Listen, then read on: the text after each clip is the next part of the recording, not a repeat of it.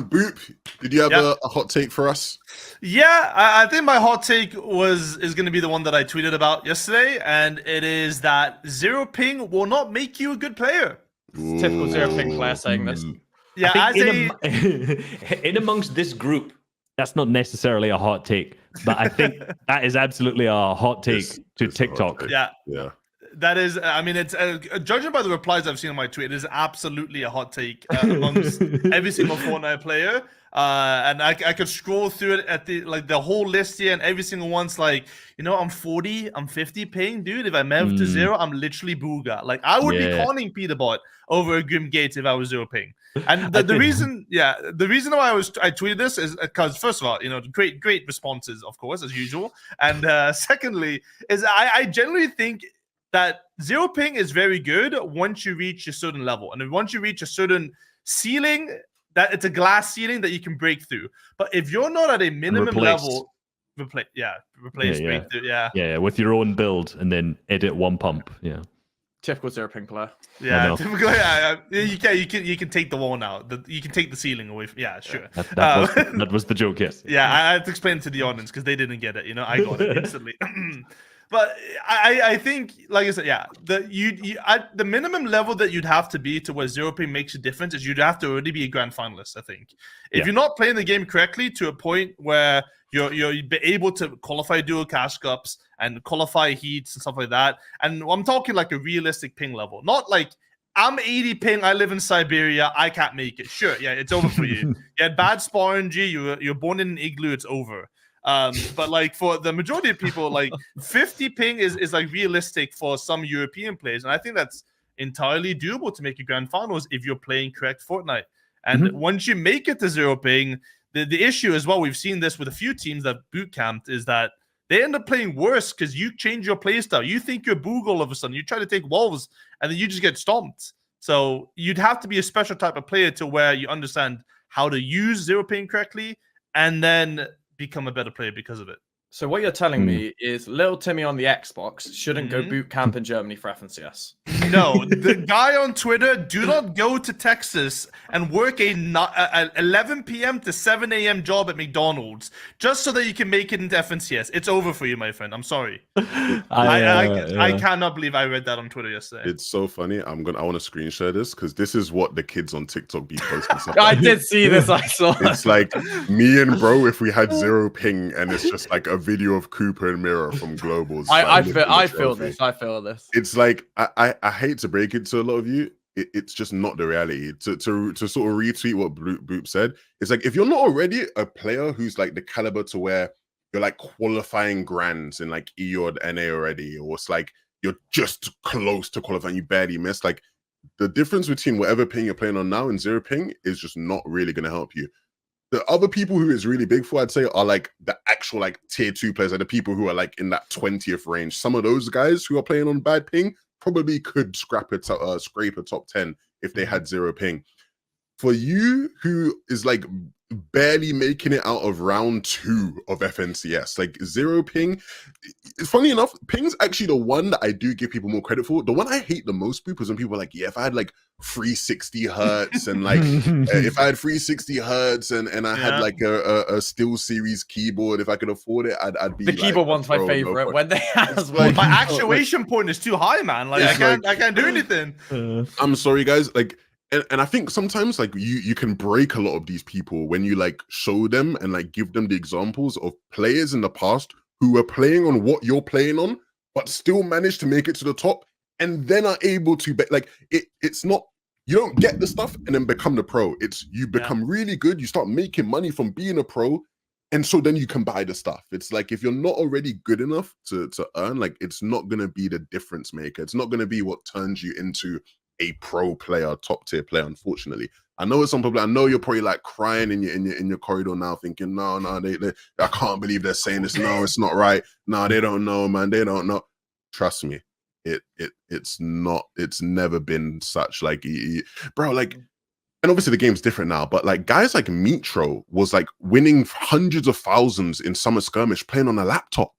You know, there's people now who are really good players who are playing on like 40, 50 ping, probably playing on like 120 FPS, but they're still able to like scrape grands, and it's like you don't need this to become that player. You need to become that player, and then you get the gear.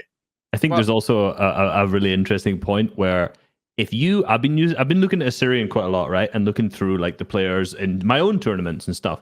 Sometimes you get absolutely shit on, right? Just absolutely dominated. And Ada's actually made the perfect point. I was going to say like you can see who's in your lobby, and you're in like a high level, like, you know, I would like if you're in a round 2 tournament, get absolutely dumped in FNCS, and I check and I'm like, it's just 2 console players, you know, and I'm like, oh, okay. And like, even if you're playing on a PS5 or the best Xbox, whereas the input lag is still so much worse than on PC. I'm sitting in the best PC that almost money can buy, getting absolutely dumped by some guy on his telly. Like, it's insane, and there's just the skill difference between the two. And I think this has been a discussion in Fortnite for years, and I mean since people understood what ping was, really. And I always look back to like no region lock stuff before that was removed, and I see, you know, guys like Hen. You know, you see guys like Benji, who always used to dominate cash cups across. It's like they were just better. They're playing on 80 to 100 ping.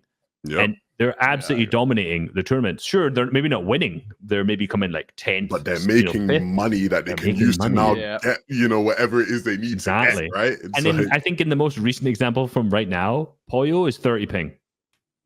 Yeah. Yeah. I mean, in this ecosystem we have now, it's never been easier for lower level players to make money to get equipment. With solo victory cups, with zero build cups, with the console cups, it has never actually been easier to make money, apart from if you go back to Winter Royale potentially or to World Cup. But in the recent times, this is the easiest been for someone to go get that equipment if you really want to, or, you know, to do whatever you want. Obviously, ping is like, obviously people aren't just going to, you know, well, some people are saying they're going to, but they're not going to go boot camp or move. But to get the equipment, the whole equipment point, you know, about like FPS and everything like that, it's like, you can win in a top 11K lobby on 120 FPS. That is not what's holding you back from winning a heat off. Yeah. At the end of the day, these people, like, if you scroll through the replies, and if you want to, I guess maybe not, maybe you don't get angry by it, but like, you can, the people that think that way have already given up, right? Like, you can they're not going to be good Fortnite players because they just have every excuse possible to why they're not doing well, except for their own, you know, their own failures at that point. Like, you have to look and be seriously look at yourself. Like, is that actually the reason why I'm not doing well? Like, you know, there's probably a few things. It's the same type of people that say, when I vote with you, I don't know what to look for. Like, how do I vote with you? Like, you can find so many things that's a number one chat. Yeah, you hear it all the time. I know.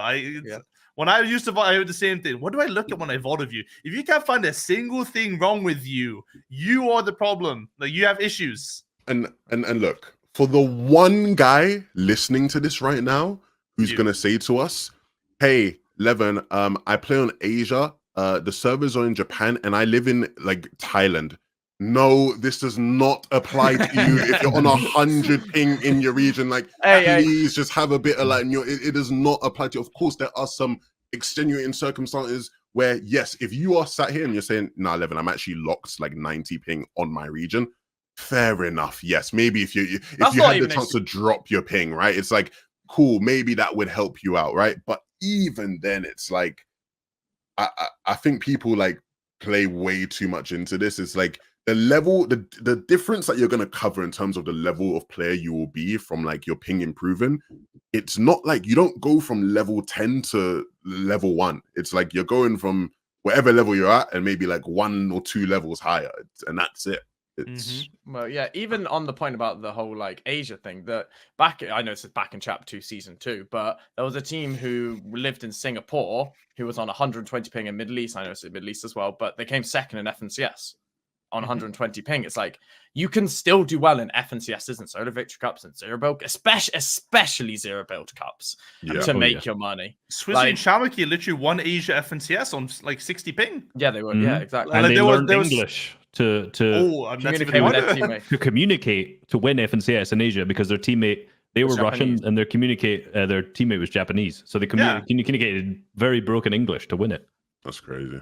Yeah, I also think, like, you know, people complain about 30 ping. Try 30 years old. Now, that's the real question. That's like 200 ping internally. Hey, if you enjoyed that video, you can watch the full podcast right here. Just click on it, watch the full episode. You've already watched this video, you might as well watch the full podcast right here. Go on, click it.